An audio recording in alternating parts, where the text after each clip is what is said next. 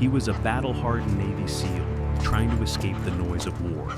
And she was a quiet bartender. I am whose not life going was to pick that destroyed up. by a billionaire who thought he owned the city.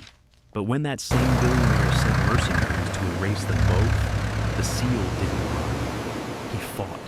He exposed the truth in front of Put your hands behind your back. and dragged a powerful monster into the light. Now, Carter Voss is in handcuffs. All right, let's go. And Keep Lena moving. stands free, with a future brighter than sunrise. But the SEAL? He's already back on deployment, leaving his loyal war dog in the hands of the woman they both saved. If their courage moved you, don't forget to like, comment where you're watching from, and subscribe for more powerful stories of hope and justice. The coastal night hung heavy with mist, the harbor lights shimmering like distant ghosts. Ethan Hale stepped out of the battered Navy transport van and inhaled the cold, metallic air that always clung to San Diego's waterfront. After months deployed in hostile waters, black waves, splintered hulls, long nights without sleep, the city lights felt foreign, almost unreal, as if he had stepped into a painting rather than returning home. Ethan was 34, tall at 6'2", built with dense, functional muscle shaped by years of SEAL conditioning rather than vanity.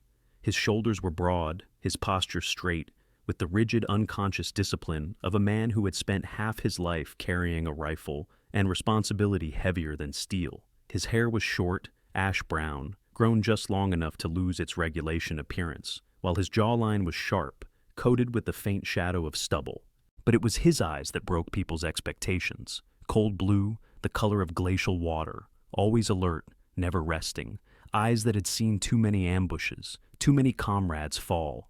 Those eyes rarely softened, except when he looked down at the creature pacing beside him.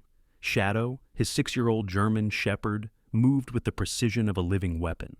The dog's coat was a blend of sable and dark charcoal, muscles rippling beneath the fur with each controlled step. His ears were erect, scanning every sound. His tail held low but steady, his amber eyes alert with a soldier's instincts. Shadow had been trained for combat tracking, explosive detection, and close-quarters protection. He bore faded scars around his flank, marks from shrapnel and teeth, the reminders of a mission where he had dragged Ethan from burning debris moments before an enemy mortar hit. That event shaped Ethan more than he admitted. It taught him loyalty from a creature who owed him nothing, and it carved a quiet fear inside him. The fear of losing the only partner who never failed him. Tonight, Ethan did not want trouble. He wanted noise that wasn't gunfire, a room with walls that didn't vibrate from helicopter rotors, and a moment to exist without the weight of command. He spotted a small bar tucked between harbor warehouses, a place called Dockside Lantern, its sign flickering weakly like a tired heartbeat. Without thinking, he headed there. Shadow followed at his heel, silent, disciplined, as though still navigating a battlefield. Inside, warm yellow lights washed over the wooden interior, the smell of grilled fish and old bourbon thick in the air. The bar was modest, meant for dock workers and sailors, not the polished elite of the city. Ethan preferred it instantly. He scanned the exits, habit, instinct, curse, and took a seat at the far end where he could watch the door. Shadow sat beside him, pressed against his leg, head high and watchful. The bartender approached with a tired but polite look. Ethan immediately read her. Early 20s, perhaps 27 at most. With warm copper-brown skin, wide brown eyes that darted between customers, and black hair tied messily into a bun that kept collapsing on itself. A streak of green paint stained her forearm, and her apron bore smudges of color, evidence of an artist forced into serving drinks to survive. "What can I get you?" she asked, voice quiet, soft, but carrying a firmness that suggested she didn't let bar regulars push her around easily. "Black coffee," Ethan said. "If it's fresh." She blinked, surprised.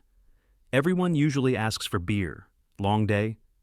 Ethan offered a faint smile, something rare. "Long year." She nodded, understanding far more than she should have. As she turned away, Ethan sensed Shadow relax just a little, lying down with his head on his paws, but keeping his eyes trained on the bar. The coffee arrived within minutes. Ethan thanked her with a nod. She gave a small smile in return, not flirtatious, but genuine gratitude that someone was polite to her in a place where people often treated service staff like furniture.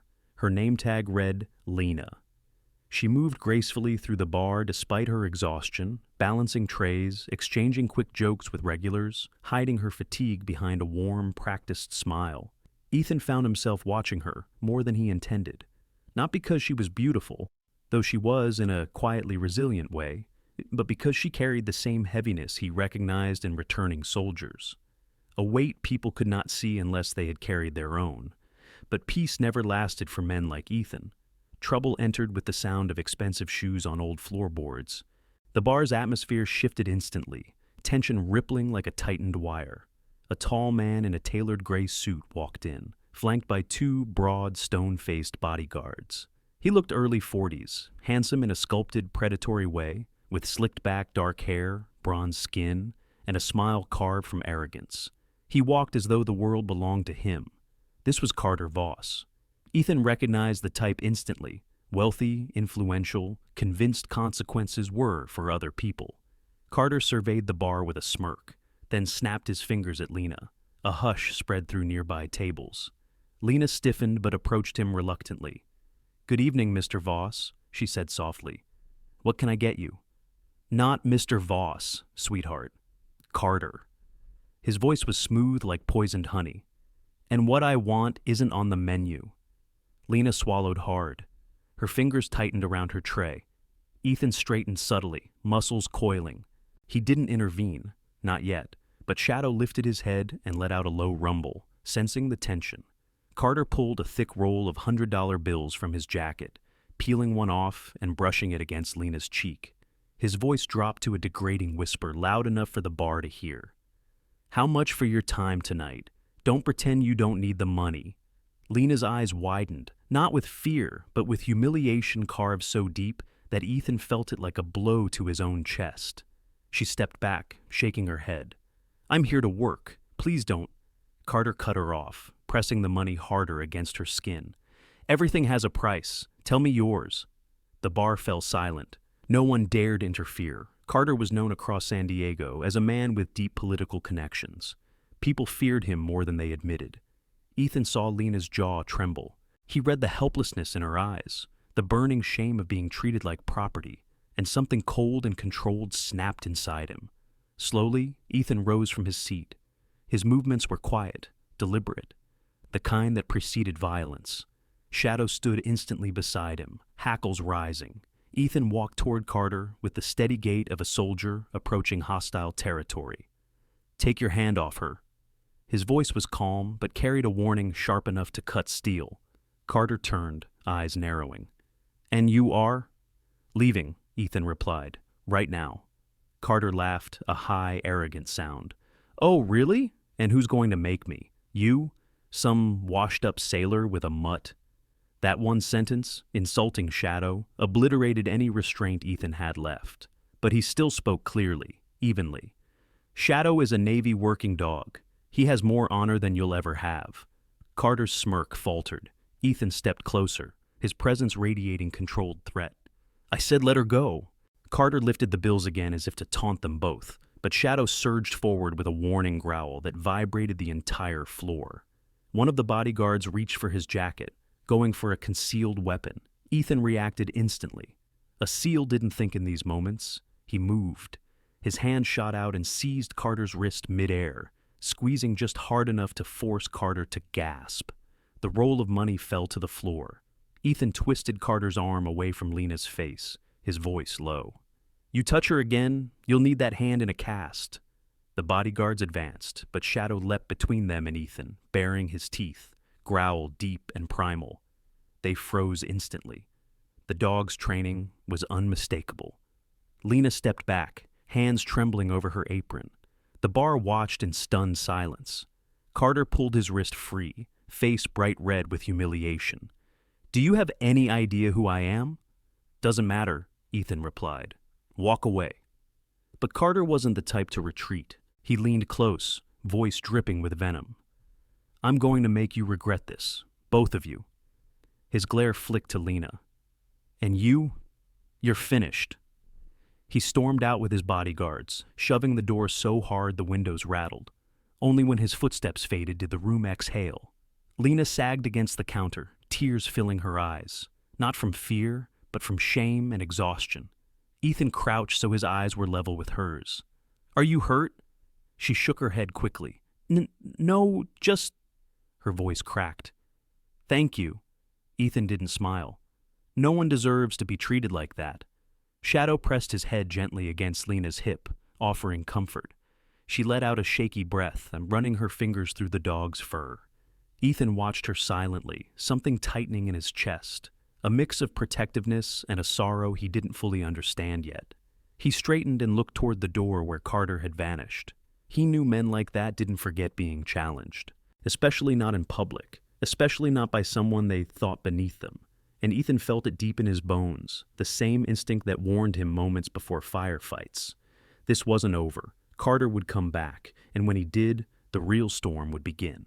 That night, as Ethan walked Lena home through the dimly lit harbor streets, Shadow keeping tight formation at their side, Ethan's mind stayed sharp, restless. He sensed eyes watching, unseen threats lurking, waiting. The city was no battlefield, but danger was danger, no matter the terrain. He promised himself one thing.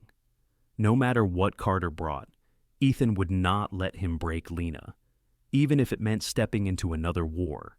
And as the mist thickened over the harbor, Ethan knew in his gut that the events of tonight were only the first strike in a conflict about to unfold, one that would test every instinct he had left. Morning sunlight struggled weakly through the gray coastal haze, painting San Diego in a muted palette that felt neither warm nor cold, just suspended, as if the city itself held its breath. Ethan Hale stood in front of the dockside lantern, with Shadow sitting at his heel, the German shepherd's eyes tracking every passing car with predatory precision. Ethan had barely slept. His instincts never allowed rest after confrontation, especially with men like Carter Voss, men who mistook wealth for invincibility and cruelty for power.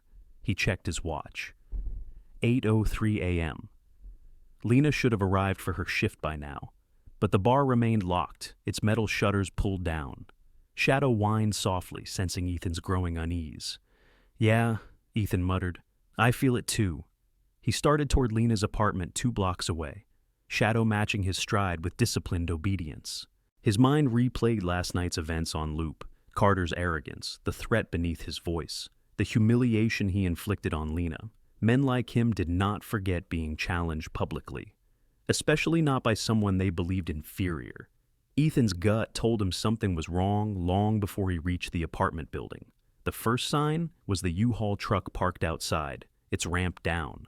The second was Lena, standing alone on the sidewalk, her suitcases stacked beside her like abandoned markers of a life shrinking too fast. She was still wearing the same jacket from last night, though now her eyes looked hollow, red from sleeplessness, or tears she didn't want others to see. She was petite but not frail, about 5'4", slim with delicate features and expressive dark eyes that held more resilience than she realized. But today that strength was cracked. When she looked up and saw Ethan, her breath caught, not with relief at first, but with embarrassment. "You shouldn't be here," she said, trying to hide the tremor in her voice. "Too late," Ethan answered gently. "What happened?" Lena laughed, but it was a broken, humorless sound. "Everything." She handed him a folded letter, an eviction notice stamped immediate termination of lease. "My landlord said the building got sold overnight, and the new owners want the units cleared today." He was shaking the whole time. He didn't even look me in the eyes.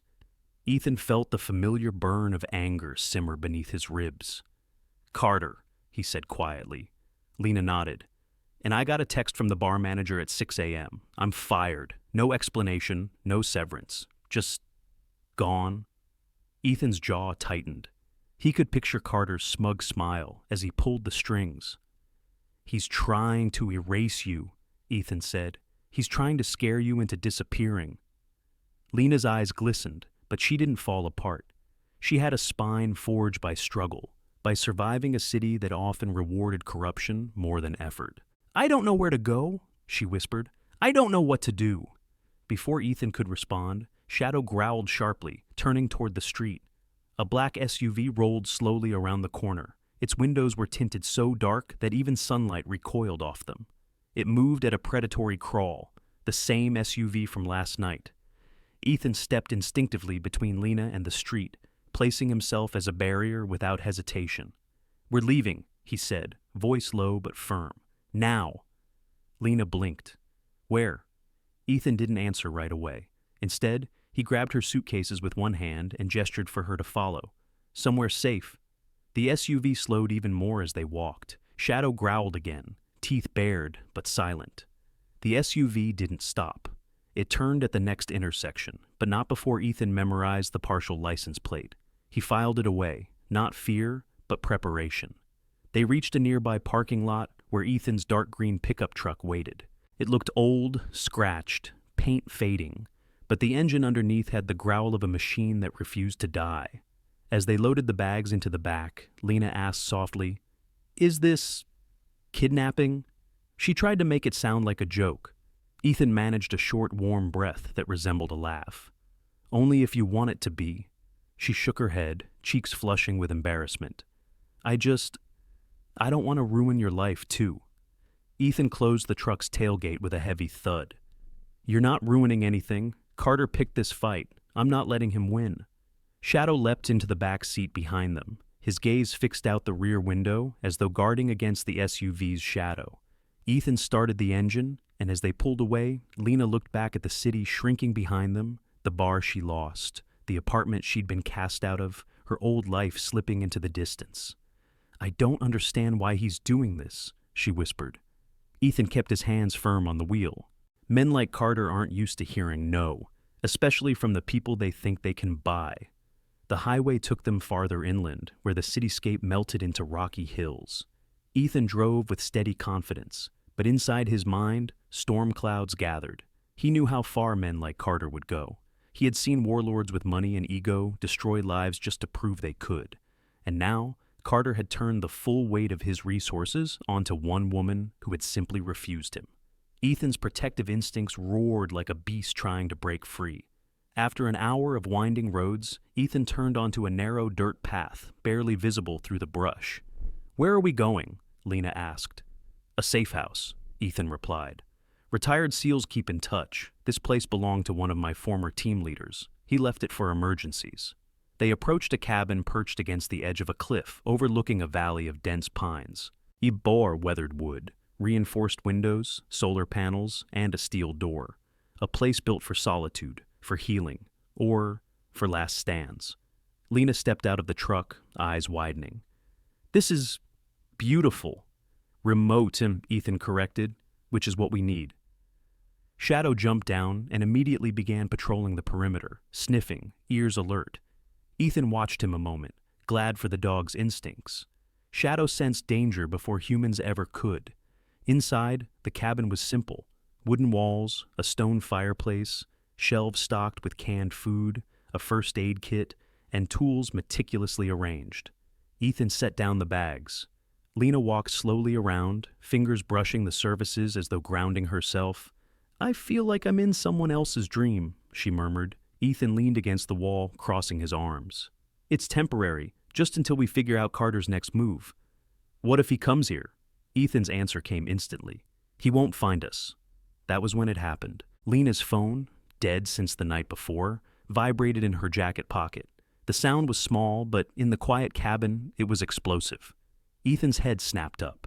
Shadow froze mid-step, ears forward. Lena pulled the phone out, confused. It was dead. Completely dead. The screen flickered to life with a faint glow. A single notification appeared. Network restored. Location synced. Lena's heart dropped. "Oh no." Ethan grabbed the phone gently but urgently. "It connected to a roaming tower," he said. "If Carter's tech people were tracking your device, they just got a pin on us." Lena covered her mouth, panic rising. "I didn't know. I wasn't thinking. I'm so sorry." "Stop." Ethan's voice was calm, steady, unshakable. He placed the phone on the table face down, as if it were a grenade with the pin pulled. "You didn't do anything wrong?" "But they know where we are." "And now," Ethan said, rolling his shoulders as he shifted into a tactical mindset, "I know where they'll come from." His expression changed. The exhaustion evaporated, replaced by the cold clarity of a soldier preparing for hostile engagement. Shadow sensed the shift instantly and moved beside Ethan, tail stiff, muscles taut. Ethan walked to a cabinet on the far wall and unlocked it with a small key he kept on his dog tag chain. Inside were coils of fishing line, flares, signal mirrors, and a combat knife. Non-lethal tools for survival, not war, but enough for him to create an advantage. Lena stepped forward cautiously. "What are you doing?" "Setting the field," Ethan replied. "There's only one road leading up here, and it's too exposed. They'll avoid it. Men like Carter outsource their dirty work. Private contractors, mercenaries. Not idiots, but not SEALs either." He opened the back door and stepped out onto the deck overlooking the forest. "They'll come from below," he continued, "through the trees, using the terrain as cover." Lena wrapped her arms around herself, her voice shaky but determined. "What do you need me to do?" Ethan turned to her, and despite the tension, his eyes softened. "Stay inside with Shadow unless I say otherwise." "I want to help," she insisted. "You will. Staying alive is helping." For the next half hour, Ethan moved with fluid precision, stringing lines across narrow approaches, placing tins and pebbles on branches to create noise alarms, testing angles, studying shadows. Lena watched him from the window, realizing how different he was from any man she had ever known. The discipline, the patience, the deadly calm. Ethan was not just a soldier. He was a man who carried war inside him the way some people carried memories. He never bragged. He never postured. He simply prepared. Shadow patrolled alongside Ethan, every footstep placed with purpose, every sound cataloged, every shift in the wind processed. Lena whispered to herself, "They're a team." When Ethan returned inside, his shirt lightly coated with dirt and pine needles, he closed the door quietly behind him. His expression was resolved, unyielding. "If they come tonight," he said, "we'll hear them." Lena took a slow breath. "And if they come tomorrow?" Ethan glanced at Shadow, then back at her. "Then we'll be ready tomorrow, too." Lena lowered herself into a chair, the reality settling heavy on her shoulders. Her life had collapsed in only hours, but strangely, she didn't feel alone. Ethan sat across from her, Shadow lying between them like a guardian carved from living stone. The fire crackled in the cabin. Outside, the wind stirred the trees. Ethan watched Lena carefully, studying the exhaustion behind her eyes, the fear she was trying to hide. "You're safe here," he said, more gently than before. Lena met his gaze. "You don't even know me. Why are you doing all this?" Ethan didn't answer immediately. His jaw flexed, his voice low, almost reluctant. "Because I've seen what men like Carter do when no one stops them.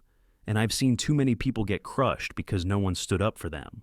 His eyes held a grief that didn't belong to this moment. Grief from missions, fallen teammates, innocent villages caught in crossfire, scars she couldn't see but could feel. "I won't let that happen to you," he said. Lena swallowed hard. "Thank you." Outside, the sun dipped below the horizon, painting the sky in streaks of violet and ember gold. The woods grew darker, the wind colder. Ethan stood, checking the locks twice, then dimmed the lights. He didn't show fear. Fear wasn't in his nature, but vigilance tightened every muscle in his posture. And as night settled over the cabin, he knew the storm Carter unleashed was no longer confined to the city.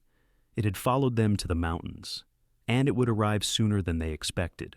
Night descended over the mountain like a slow-spreading shadow, swallowing the last streaks of violet and ember gold until only the pale outline of the moon remained. The cabin stood alone against the cliffside, a silent silhouette framed by dense pine trees and jagged rock formations. Inside, Ethan Hale sat at the wooden table, his elbows resting on the surface, fingers laced tightly. The wind moaned outside, rattling the window frames, but it wasn't the wind that kept his muscles coiled with tension. It was the instinctual certainty that danger was close. Shadow lay near the door, body stretched low, head forward, ears locked in a single direction. The German shepherd's muscles were tight beneath his sable fur, as if every fiber was ready to explode into action. His amber eyes didn't blink. He was listening to something farther than human ears could reach. Ethan trusted that sense more than he trusted any piece of equipment. Lena sat on the couch, hugging her knees to her chest. The dim lantern light softened her features, but it did nothing to hide the fear lurking beneath her composure. She was still wearing the jacket from earlier, its fabric rumpled. Paint stains faded but visible. Her dark hair was loose now, falling over her shoulders, as if exhaustion had finally defeated the bun that never stayed intact. She looked fragile, but not broken. Her eyes still held that quiet resilience he had noticed the first night. Ethan glanced at her, then at Shadow. "They're close," Ethan said. His voice was low, controlled, carrying the calm of someone who had survived too many nights like this. Lena's breath caught. "How can you tell?" Shadow growled, low, quiet, the sound of a threat recognized. "He can hear them," Ethan replied. Footsteps on loose gravel, something heavy being dragged, gear rubbing against fabric. They're moving up from the south ridge, not the main trail. Smart, but predictable. Lena swallowed. "How many?" Ethan closed his eyes briefly.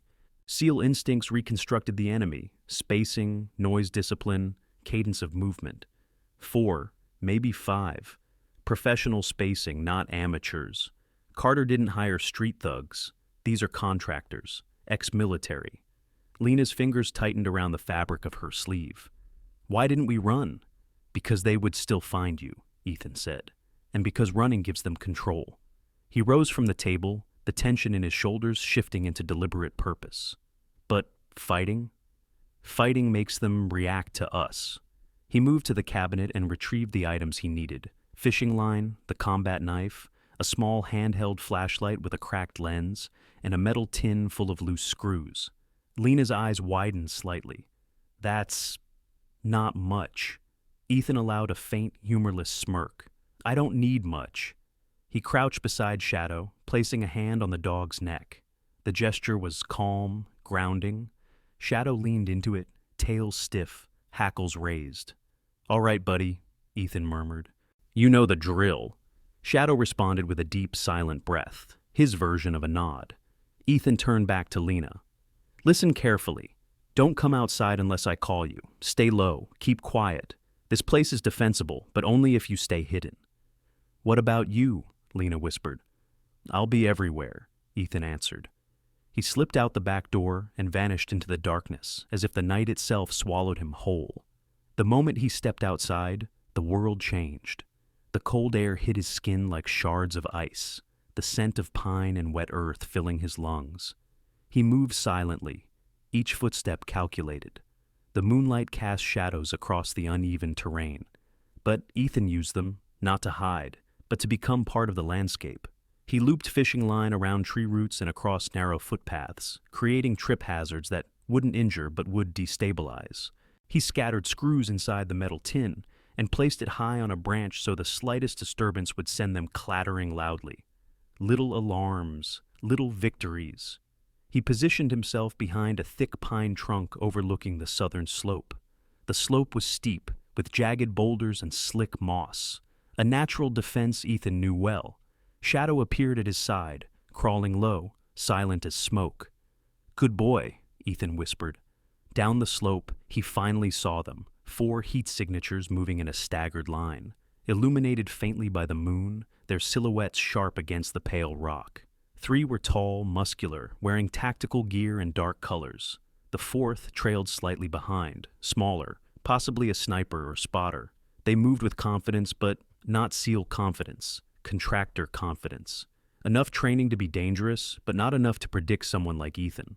The leader of the group stepped into a clearer patch of moonlight, revealing a man in his late 30s, tall and broad-shouldered, with a sharp, angular jaw. His beard was trimmed close, and a long scar traced from his cheekbone down to his jawline, a pale reminder of some past battle. His hair was military short, almost black, and his eyes were hard, silver gray, the eyes of someone who lived without hesitation.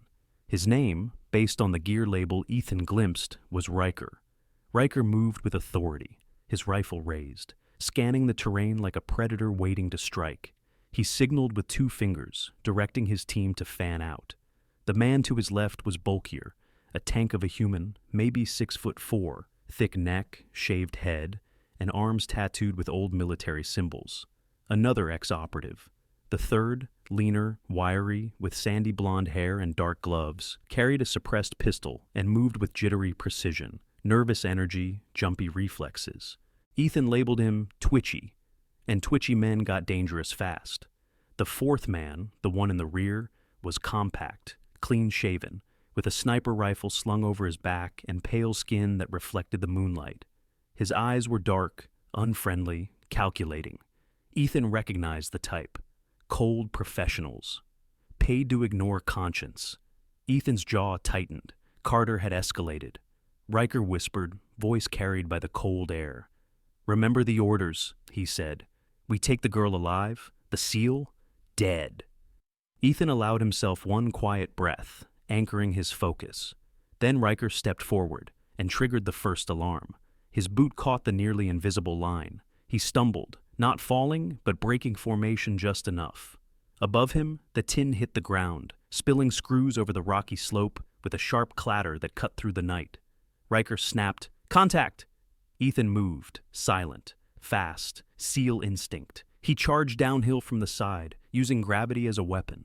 The bulky man turned first, raising his rifle, but Shadow hit him before he could fire, slamming into his arm with a bone-rattling impact. The man screamed, dropping his gun. Shadow pinned him against the ground, teeth bared an inch from his throat. Ethan slid behind a boulder. Twitchy fired blindly toward the sound, bullets thudding into the dirt. Ethan lunged sideways, grabbed Twitchy's wrist mid-motion, twisted hard, and the gun dropped. Ethan slammed the man's shoulder against the rock wall, knocking the air out of him. The sniper raised his rifle. Ethan grabbed the discarded screws from the ground and flung a handful directly at the sniper's face. The man flinched, reflexively raising his hands.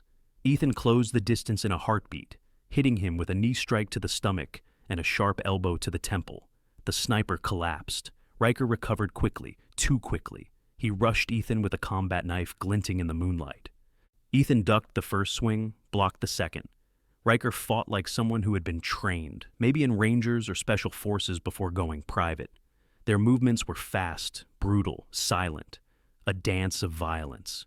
Ethan shoved him backward, but Riker regained footing. "You're better than I expected," Riker growled. "You should have taken the money and walked away."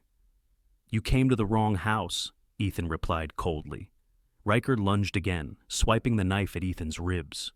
Ethan caught his wrist, twisted sharply, and forced Riker's hand open. The knife dropped. Riker threw a punch, connecting with Ethan's jaw hard enough to make stars spark in his vision.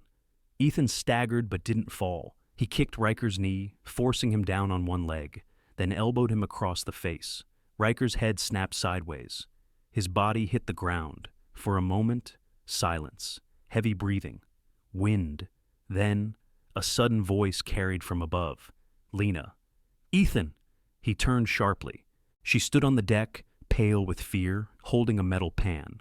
She had thrown it earlier. It had clattered loudly on the rocks below, drawing the sniper's aim a moment before Ethan attacked. She had saved him. "Get inside!" Ethan shouted. She ran back through the door, slamming it shut. Ethan pressed his boot on Riker's chest, ensuring he stayed down. Shadow returned to Ethan's side, panting quietly, but unharmed. Ethan zip-tied the men quickly, stripping weapons, checking pulses. All alive, all unconscious. Professional work without killing them. Carter's hired mercenaries, neutralized without a shot fired from Ethan's side. As Ethan searched Riker's pockets, he found what he expected. A secure phone with brief messages displayed on the lock screen. "Bring the girl, dispose of the SEAL." Ethan felt a cold wave of anger wash through him. Not hot, not explosive, but steady and unshakable. He pocketed the phone, grabbed Shadow's harness, and headed toward the cabin. His instinct screamed that this wasn't victory. It was a warning, a message. Carter had escalated once. He would escalate again. Ethan reached the door. Lena opened it before he knocked. Her eyes were wide, scared, but alive. She looked at him as if still trying to convince herself he was real, that he actually stood between her and everything trying to destroy her. "Are you okay?" she whispered. Ethan exhaled slowly, wiping dirt and sweat from his brow. "Yeah," he said. "But this isn't over." He held up the phone. Its screen glowed eerily in the dark. "I found their orders," Ethan said. "He wants you alive." Lena flinched. "And you?" Ethan's expression hardened. "Dead." Shadow pressed against Ethan's leg, growling softly as if agreeing. Ethan met Lena's eyes, steady and unwavering. "We're not running anymore," he said. "Carter wants a war." His voice dropped to a cold certainty. He just found someone willing to fight back. The next morning rose over the mountains with a cold, brittle silence, the kind that followed battles where both the land and the people had been shaken. The early sun cast pale streaks across the valley, but nothing about the light felt warm. Ethan Hale stood near the cabin porch, arms folded, watching the captured mercenaries lined up against a tree, still unconscious and zip-tied. Shadow sat beside him, the German shepherd's chest rising and falling in slow, deliberate breaths, alert despite the stillness.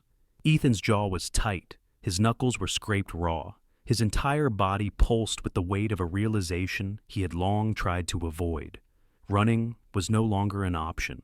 Carter Voss had escalated beyond intimidation.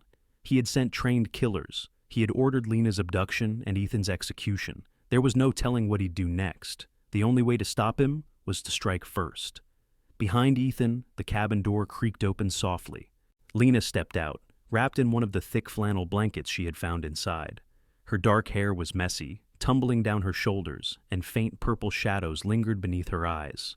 She hadn't slept much, if at all, but even exhausted, there was something new in her. Resolve. She approached him slowly. "You've been out here all night," she said quietly. "You should rest." Ethan didn't turn. "Can't. Not until this is finished." She hugged the blanket tighter around herself. What exactly is finished? Ethan finally looked at her, and she saw the decision already made in his eyes. Cold, focused, unwavering. "We take the fight to him," Ethan said. Lena's breath hitched. "You mean, go after Carter? He'll keep coming until one of us is gone. I'm not giving him the chance." Ethan took a small, encrypted phone from his pocket, the device he had found on Riker. He handed it to her. "There's data on this. Names, transaction logs, location pings. Enough to do real damage." Lena looked down at the phone, then back at him. "What are you planning to do?" Ethan took a slow breath. "Carter is hosting a charity gala tonight at the Pacific Crown Hotel. Politicians, news networks, corporate partners, judges. Enough powerful people in one room to protect him from consequence." His eyes hardened. "Which means it's the perfect place to expose him." Lena stared at him, fear blending with something else. Admiration, maybe. "And us?" "We're going," Ethan said. "All three of us." Shadow barked softly as if confirming his inclusion. Lena tried to steady her breathing. "Ethan, we could get arrested, or worse. Better than waiting to be hunted." He looked at the distant city, then back at her. "Carter doesn't know who he just picked a fight with." Hours later, after securing the mercenaries and hauling them deeper into the woods where early hikers would find them, Ethan returned inside to prepare. He retrieved clothes from a hidden trunk in the cabin's storage room, dark dress pants, a crisp white shirt, a fitted black suit jacket. He slipped them on with a strange, unsettling familiarity. Not because he was used to wearing such clothes, but because he had worn disguises before, in foreign embassies, infiltrated compounds, under the guise of rich diplomats or corporate bodyguards. He knew how to blend in when he needed to. Ethan stood taller in the suit, broader. The sharp lines of the jacket emphasized his shoulders, and the disciplined posture drilled into him by over a decade of Navy SEAL training. His ash-brown hair was combed back neatly, stubble trimmed with a razor he found in the cabin, giving him the appearance of a wealthy man with a dangerous edge. Lena emerged from the bathroom, wearing a deep emerald evening dress Ethan had found in a sealed garment bag, likely left by the former team leader's wife years ago. The dress hugged Lena's waist and flowed down her legs, shimmering subtly with her every movement. Her dark hair was brushed smooth, though a few strands rebelliously framed her face. She looked elegant, but more importantly, she looked confident, even if her hands trembled slightly at her sides. Ethan stared for a moment, longer than he intended. "You look," he cleared his throat, "perfect for tonight." Lena smiled faintly. "You look like you could buy the hotel." Ethan chuckled under his breath. "Good. That's the idea." Shadow padded toward them, now wearing a sleek black harness with no tactical plates, lightweight, discreet, and professional. He looked less like a war dog and more like a service dog accompanying affluent owners, but beneath that disguise lay a body honed for combat, muscles coiled like springs, eyes alert and intelligent. Shadow completed the illusion. They were ready. The drive into San Diego was tense but quiet. Lena stared at the passing city lights, her thoughts a blur of fear and determination. Ethan's hands rested steady on the steering wheel, but his mind raced through tactical layouts. escape routes, crowd patterns. Shadow occasionally huffed softly behind them, sensing the tension.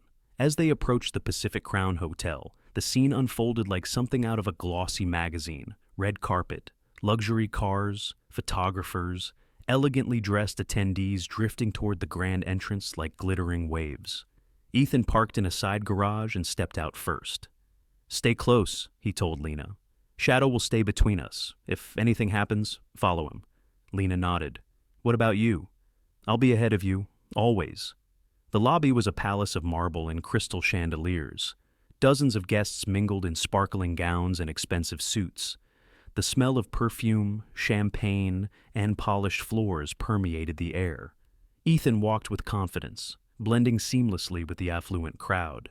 Lena kept her hand lightly on Shadow's harness, grounding herself. They reached the ballroom, a massive hall of golden lights and velvet drapes. A live band played soft jazz in the corner. Waiters drifted effortlessly with trays of champagne. The room buzzed with conversations about wealth, influence, and the illusion of stability. At the center of it all stood Carter Voss. He wore a midnight blue tuxedo, tailored so precisely it looked sculpted onto his body. His hair was perfectly styled, his face freshly shaved, his smile charismatic and predatory. He laughed with a senator, one hand resting casually on the shoulder of a tech CEO. Carter looked untouchable, exactly how men like him survived. But tonight, Ethan planned to destroy that illusion. Ethan guided Lena toward a far corner where a large decorative column partially blocked the crowd's view. He pulled out a slim device from his jacket pocket, a small wireless microphone and transmitter. "I'm getting close to him," Ethan said. "All I need is a confession." Lena tightened her grip on Shadow's harness. "Be careful." "Always." Ethan moved across the ballroom, weaving through conversations and polished shoes, approaching Carter from behind. Carter was telling a story, loud, charismatic, certain of his audience's admiration. Ethan remained behind him, close enough to hear but invisible in the crowd. Carter took a sip of champagne, smirked, and lowered his voice. "Let me tell you something," Carter said to the group around him. "When people get in my way, I remove them, permanently." The senator laughed, thinking it was a joke. Carter leaned closer to the tech CEO. "There was this girl, bartender nobody. I decided I wanted her attention. She refused me. I made one phone call and..." He snapped his fingers. "Her job was gone, apartment gone, future gone, just like that." Ethan felt Lena stiffen from across the room. Her eyes locked on Carter with a mixture of fear and fury. Carter continued, his voice darker now. "And when someone tried to play hero, the SEAL, I hired a team to handle it, told them to bring the girl and clean up the rest." A few people shifted uncomfortably, unsure if Carter was exaggerating. Carter grinned. "Let's just say they won't be a problem again." Ethan's jaw tightened, but he stayed calm. The microphone in his pocket caught every word. Now he only needed one thing: an amplifier. He scanned the room until he found the control booth near the stage, a panel controlling lights, sound, and the room-wide audio system. Perfect. Ethan slipped away, moving with smooth precision. No one noticed him as he approached the booth. His fingers moved quickly, connecting the transmitter to the system. Once linked, the ballroom speakers hummed softly. Then Carter's voice filled the air. Her job was gone, apartment gone, future gone. The entire crowd froze. Carter blinked mid-sentence, confused, then horrified, as his own voice continued booming through the speakers. "I hired a team to handle it, told them to bring the girl and clean up the rest." Gasps spread like ripples across the room. Guests turned toward Carter with wide, alarmed eyes. Camera flashes erupted. Journalists grabbed their phones. Police officers stationed at the entrance began moving forward. Carter's face drained of color. Who is doing this? Shut it off!" "They won't be a problem again." A final line echoed, then silence. Ethan stepped into view behind Carter, calm, steady, unbreakable. "You should really watch your mouth in public," Ethan said. Carter spun around, rage twisting his features. "You?" Before Carter could take a step, two uniformed officers grabbed his arms, pulling them behind his back. Carter thrashed wildly. "I am Carter Voss. You can't do this to me." A detective stepped forward, a woman in her mid-40s named Detective Rivera, short, muscular, with sharp cheekbones and stern brown eyes framed by dark curls. She wore a fitted navy suit and carried herself with the confidence of someone who had seen too much corruption to be impressed by money. She flashed her badge. "You're under arrest for conspiracy, attempted kidnapping, and solicitation of murder." Carter screamed. Cameras rolled. Guests whispered. Lena, standing beside Shadow, watched with trembling relief as Carter, her tormentor, was dragged through the crowd like a dethroned king. Ethan approached her slowly, his shoulders finally lowering. "It's over," he said softly. Lena exhaled, tears forming at the corners of her eyes. "You did it." "We did it," Ethan corrected. "All three of us." Shadow barked once, as if claiming his share of the victory. And for the first time since this nightmare began, Lena allowed herself to believe that maybe, just maybe, the storm was passing. The morning sun crept slowly over the Pacific, washing San Diego in a soft golden glow that felt strangely peaceful after the chaos of the previous night. The air was crisp, the sky brushed with streaks of pastel lavender, and for the first time in days, Lena breathed easily. She stood outside the Pacific Crown Hotel, with Shadow sitting loyally at her side, the German shepherd's calm presence grounding her shaking nerves. The police had spent hours interviewing witnesses, cataloging evidence, and escorting Carter Voss away in cuffs. Reporters clustered in front of the building now, some still buzzing with excitement over what had become one of the city's biggest scandals of the year. Lena kept her eyes low, not wanting cameras shoved into her face. Shadow pressed gently against her leg, sensing her discomfort. "You're doing great," Ethan murmured near her shoulder. He stood tall and steady, still in the tux from last night, but somehow managing to look as controlled as a man in full uniform. His ash-brown hair was slightly tousled, his jaw showing faint stubble from a night without sleep.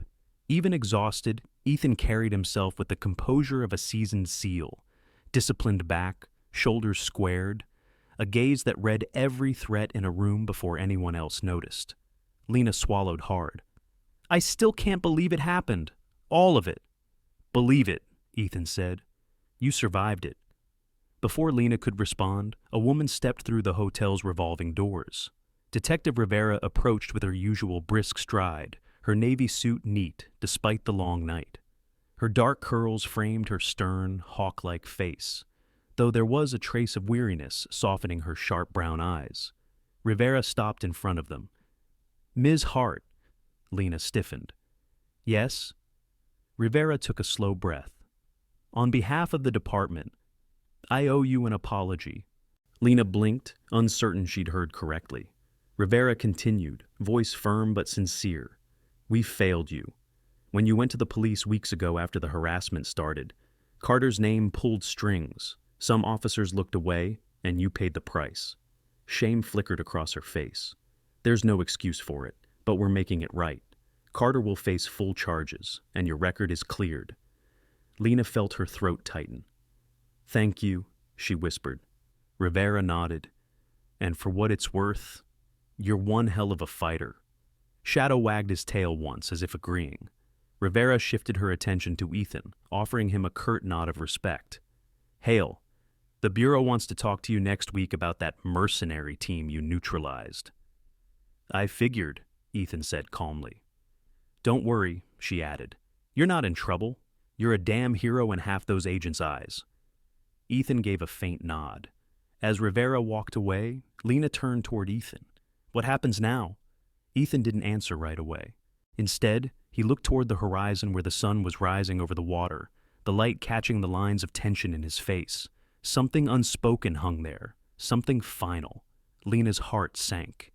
"You're leaving." Ethan finally met her eyes. "My team got orders this morning," he said quietly. "They need me back." A cold ache bloomed in her chest. She had always known this was coming. Men like Ethan didn't belong to peaceful lives. They belonged to storms, missions, and distant horizons. "When?" she whispered. Ethan's eyes softened. "Tonight?" The words hit harder than she expected. Shadow whined softly, picking up the emotional shift. Ethan knelt and scratched behind the dog's ears, his touch slow, affectionate. "Buddy?" We've been through a lot, he murmured. You've saved my life more times than I can count. Shadow pressed his forehead to Ethan's knee. Lena felt her eyes sting. Ethan stood, facing her fully. Lena, I'm not taking Shadow with me. Her breath caught. What? Where I'm going? It'll be rough. Hot zone. Shadow is getting older. He's still a fighter, but he deserves something better than another battlefield. Ethan reached into his pocket and pulled out a silver chain, his dog tags. Slightly worn, edges softened by sand, sweat, and years at sea. He held them out. He trusts you, Ethan said, and I trust you. Take care of him, until I get back. Lena stared at the dog tags resting in his palm. They were warm from his skin, heavy with meaning, a piece of him, a promise, a goodbye. She closed her hand over them, feeling the rough texture against her skin. I'll take care of him, she whispered. I swear. Ethan exhaled, a breath that carried relief and sorrow in equal measure. Good. They left the hotel behind, choosing instead to walk toward the beach. The ocean breeze brushed Lena's hair back, carrying the scent of salt and freedom. Shadow trotted beside them, occasionally glancing up as if trying to understand the shift in their small world. The sky brightened with streaks of gold and rose, the city slowly awakening behind them. When they reached the shoreline, Ethan stopped. The early tide lapped gently at their feet. Lena shivered, not from cold but from the moment's weight. Ethan, she said softly, you saved my life. Ethan shook his head. You saved your own. I just stood next to you. She stepped closer. That's not true. You fought for me when nobody else did. You believed me when no one else listened. She looked down at Shadow, who nudged her hand. You both did. Ethan's eyes flickered with emotion, he usually concealed beneath layers of discipline. Lena, she lifted the dog tags between her fingers. Bon em se cho antrove. Ethan drew a slow breath, the words hitting him harder than any assault the past weeks could have delivered. He swallowed, then allowed a rare, genuine smile to break through the stoic exterior. Then I'll come back, he said. That's a promise. They stood there as the sun rose higher, casting brilliant gold over the waves. Eventually, a military transport vehicle pulled up along the road above the beach, olive green, humming with authority. Ethan turned toward it reluctantly. Shadow whined, stepping forward as if to follow him. Ethan knelt, cupping the dog's face. Stay with her, he whispered. Protect her like you protected me. Shadow licked his hand once, a slow, emotional gesture. Ethan straightened, facing Lena one last time. She held the dog tags tight against her heart. Come back safe. I will. With that, Ethan walked toward the vehicle. His boots left deep prints in the damp sand, prints that the next wave would wash away. But Lena stood firm, Shadow at her side, watching him climb into the transport. The door closed. The engine rumbled. The vehicle pulled away, disappearing into the awakening city. Lena remained on the shore long after the sound faded. The wind tugged at her dress, and Shadow leaned his weight gently against her leg. She looked down at him through tear-filled eyes. It's okay, boy, she whispered. We'll wait for him together. And as the sun rose fully over the horizon, bathing the beach in brilliant light, Lena knew with absolute certainty that this was not an ending, only the beginning of another chapter for all of them. Sometimes the greatest miracles are not lightning from the sky or sudden strokes of luck. Sometimes they come quietly, in the form of a stranger who stands up for us, a loyal dog who refuses to leave our side, or the strength we never knew we had until life forced us to find it. In this story, courage didn't wear a crown. It wore a SEAL uniform, carried scars, and walked on 4 paws. But miracles like these don't just happen in stories. They happen every day. Every time someone chooses kindness over cruelty, every time someone speaks up when others stay silent, every time someone protects the vulnerable, light pushes back the darkness. And maybe that's the real magic of life. That hope doesn't always roar. Sometimes it simply whispers, I'm still here. Keep going. If this story touched your heart, please share it with someone who might need a reminder that good still exists. Tell us in the comments which moment resonated with you the most. And don't forget to subscribe, like, and support the channel so we can continue bringing stories of courage, faith, and redemption to the world. May God bless you and your loved ones. May He walk beside you in times of fear, lift you up when your spirit breaks, and protect you with His unfailing grace. May He fill your days with miracles, big or small, and remind you that even in the darkest night, His light always finds a way through. Amen.